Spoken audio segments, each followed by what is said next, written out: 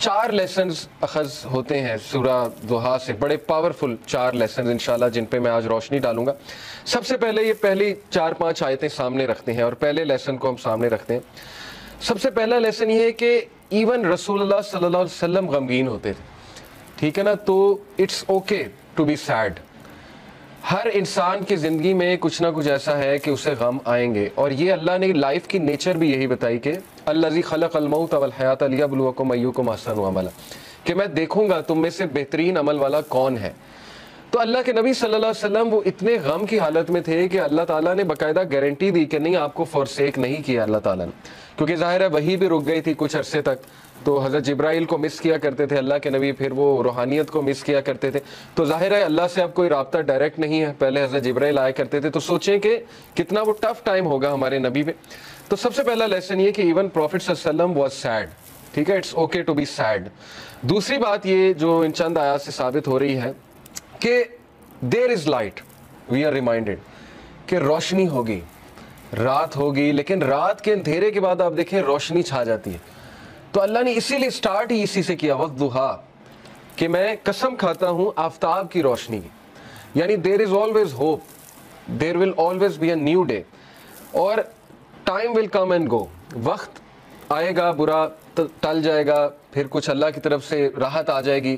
تو this is how things happen. Life کی nature اللہ تعالیٰ بتا رہا ہے کہ یس اندھیرا بھی چھا جاتا ہے اور وہ پورا کا پورا چھا جاتا ہے، لیکن کبھی بھی اندھیرا پورا کا پورا نہیں رہتا ہے، صبح ہوتی ہی ہوتی ہے. تو اسی لیے اللہ نے سٹارٹ ہی والضحیٰ سے کیا، واللیل اذا سجی، اور جب رات کا اندھیرا چھا جائے ما ودعک ربک وما قلی. یہاں سے یہ بھی ثابت ہوتا ہے کہ ضحیٰ پریئر جو ہوتی ہے، جسے ہم چاشت کی نماز بھی کہتے ہیں نا، 2 رکعت نفل، تو اس کے بارے میں ایک حدیث سنا دیتا ہوں.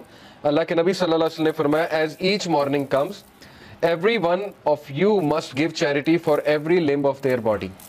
جب بھی صبح کا وقت ہو تو تمہارے ہر جو اعضاء ہے اس کو صدقہ کرنا چاہیے. Saying سبحان اللہ is an act of charity, saying الحمدللہ is an act of charity, saying لا الہ الا اللہ is an act of charity, and saying Allah Akbar is an act of charity. یہ بڑے پاورفل اذکار ہیں، یاد رکھیں. سبحان اللہ، الحمدللہ، لا الہ الا اللہ، اللہ اکبر. اس کو ہمارے معاشرے میں ظاہر ہے چوتھا کلمہ بھی کہتے ہیں. بہرحال تو یہ ایک حدیث میں بھی آتا ہے کہ یہ جو اذکار ہے نا، یہ دجال جب آئے گا تو اس کے دور میں مومن کی خوراک ہوگی. جب فیمن کا دور ہوگا تو یہ مومن کی خوراک ہے یہ ذکر. تو بہرحال یہ اللہ کے نبی نے کہا یہ سارے الفاظ چیریٹی ہیں. Commanding people to do good is an act of charity and forbidding evil is an act of charity. To pray 2 units at the time of duha suffices all of this charity. اللہ کے نبی نے کہا جو بھی 2 رکعت چاش کی نماز پڑھ لیتا ہے وہ ان ساری چیریٹیز کو اوور کم کر لیتے ہیں، یعنی اس کی وہ اس دن کی چیریٹی ہو جاتی ہے. یہ جتنی بھی چیریٹیز اللہ کے نبی نے بتائیں. تو یہ ہے چاش کی نماز کا جو ریوارڈ. چاش کی نماز جو ہے وہ سورج جب رائز ہو جاتا ہے تو اس سے لے کر ظہر کی نماز سے تھوڑا سا پہلے تک، آپ کہہ لیں آج کل 11 بجے تک پڑھ سکتے ہیں، 11 سوا 11 تک غالباً، یا اس سے تھوڑا سا پہلے. آپ نے دیکھا ہوگا تبلیغی جماعت لے جاتی تو وہ یہ عادت ڈالتی. ابابیل کی نماز بھی آپ نے سنا ہوگا، چاش کی نماز، دوحہ کی نماز، یہ ساری. ہم بات کر رہے تھے لیسنز کی. تو لیسن یہ چند آیات سے یہ نکلا کہ ہر اندھیری رات کے بعد روشنی آنی ہے. کبھی بھی سچویشن سیم نہیں رہتی. تو مومن کو کبھی بھی ہوپ لیس نہیں ہونا چاہیے کسی بھی سچویشن کے بارے میں.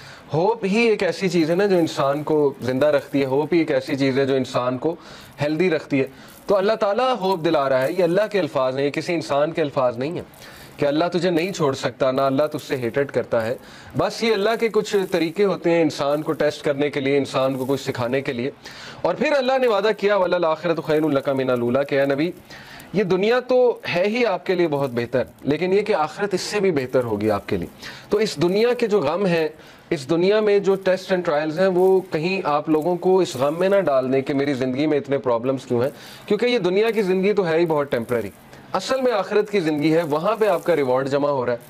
اور پتہ نہیں اللہ کے نبی کو تو اللہ نے کتنا دینا ہے.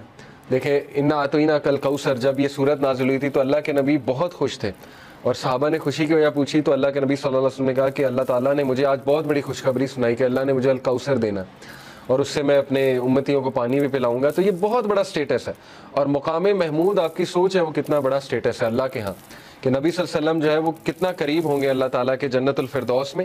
تو اس لیے مومن کے لیے دیر از آلویز ہوپ.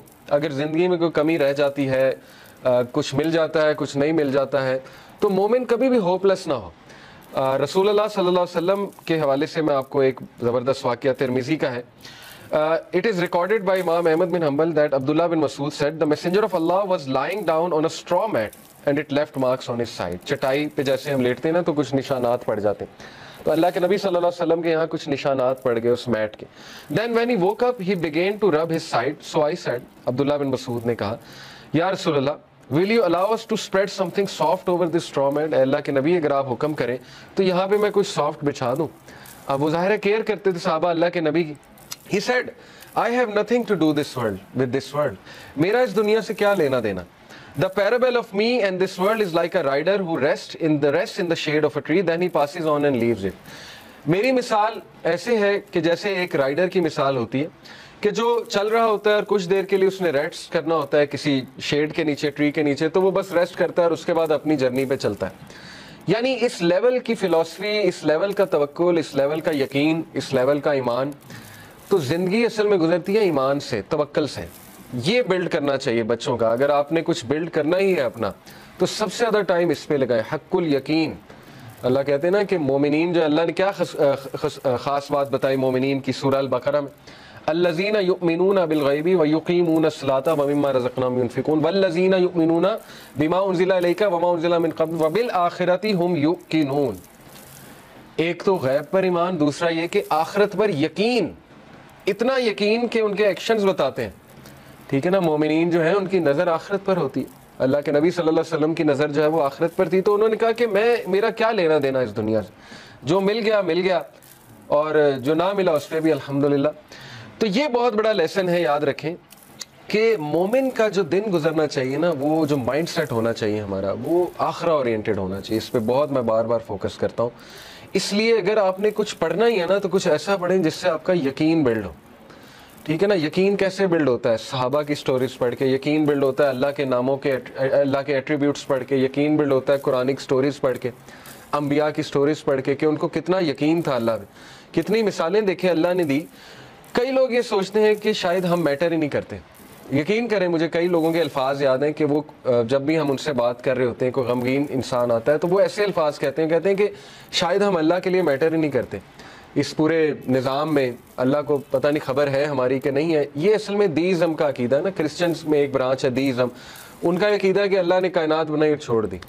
तो ये तो कुफर है ना. अल्लाह ताला का तो एट्रीब्यूट है अल-लतीफ़. अभी मैं आपको अल-लतीफ़ इंशाल्लाह बताता हूँ कि अल-लतीफ़ होता कौन है. बहरहाल अल्लाह ताला तो अपने लोगों के बारे में इतना बाखबर है और इतना प्रिसीजन के साथ अल्लाह ने एक एक चीज़ की है कि आप सोच नहीं सकते. अभी मैं इंशाल्लाह आपको अल-लतीफ़ रिविजिट कराता हूँ होता क्या. तो ये भी शैतान का वसवसा है कि हम अल्लाह के लिए मैटर नहीं करते. अल्लाह ताला बता रहा है कि वलल आखिरतु खैरुल लका मिनल ऊला, और ये कि अलम यजिद का यतीमन फ़ावा व वजदका ज़ाल्लन फ़हदा, क्या नबी तुम यतीम थे, क्या अल्लाह ने तुम्हारी टेक केयर नहीं की? जैसे अल्लाह ने पास्ट में तुम्हारी टेक केयर की है तो फ्यूचर में तुम्हें छोड़ देगा. कैसे तुमने इमेजिन भी कैसे कर लिया अल्लाह ताला से ही. तो इसलिए शैतान जो है, याद रखें, हमेशा आपको अल्लाह के बारे में बदगुमान करता है और वो ये आपको कहता है कि पता नहीं अल्लाह ने तुझे छोड़ दिया है, तू तो मैटर ही नहीं करता अल्लाह के लिए, वगैरह वगैरह. तो इसलिए ये बात याद रखें कि अल्लाह के यहाँ होप ही होप है. अल्लाह के यहाँ देर हो सकती है लेकिन अंधेर नहीं है. ठीक है ना, उसकी बहुत सी हिकमत है उस देर की. अल्लाह ताला पता नहीं आपको क्या रिमाइंडर देना चाह रहा है, आपसे क्या आपको ठीक करना चाह रहा है, आपके कौन से स्किल्स को बाहर लाना चाह रहा है अल्लाह. कई मिसालें नेचर में देख लें, कितनी मिसालें. बटरफ्लाई किस तरह से बनती है, कभी बटरफ्लाई की आप तख्लीक, बटरफ्लाई पर कैसे निकालती है, कैटरपिलर से बटरफ्लाई कैसे बनती है, कितनी तकलीफ होती है उसे, कभी इस पर आप पढ़ें. ईगल जो है वो किस तरह से अपने पर निकालता है, कभी इस पर रिसर्च करें जब उसके पर ख़राब हो जाते हैं. तो कायनात की हर तख्लीक इस बात की गवाही दे रही है कि एफर्ट है, लेकिन ये कि अल्लाह के यहाँ देर है लेकिन अंधेर नहीं है, और अल्लाह ताला देता है, हर एक को देता है. बहरहाल उससे आगे हम पढ़ते हैं, वला सौफ़ युअतीका रब्बुका फतरज़ा. अब देखें, वहाँ तो दिला ही दी उम्मीद कि आखिरत तो तेरे लिए बहुत बेहतर है ही है नबी, लेकिन ये कि तेरा रब तुझे इतना देने वाला है करीब, that you shall be so well pleased, कि तू राज़ी हो जाएगा. और अल्लाह के नबी सल्लल्लाहु अलैहि वसल्लम को अल्लाह ने सब दिखा दिया था और अल्लाह के नबी को राज़ी कर दिया था कि तेरी उम्मत कितनी बड़ी होगी. आपको पता है कि अल्लाह के नबी सल्लल्लाहु अलैहि वसल्लम ज़ाहिर है गमगीन होते थे. जैसे कुरान में आता है कि फ़ला अल्लाह का बाक़िउ नफ्सका अला आसारी मिल्लम युमिनु बिहाज़ल हदीस असफ़ा. ए नबी, आप तो अपने आप को हलाक कर लेंगे इस गम में कि ये लोग ईमान नहीं ला रहे. لیکن یہاں پہ اللہ نے کہا وَلَسَوْفَ يُؤْتِيكَ رَبُّكَ فَتَرْضَىٰ، اللہ تجھے اتنا دے گا کہ تو راضی ہو جائے گا.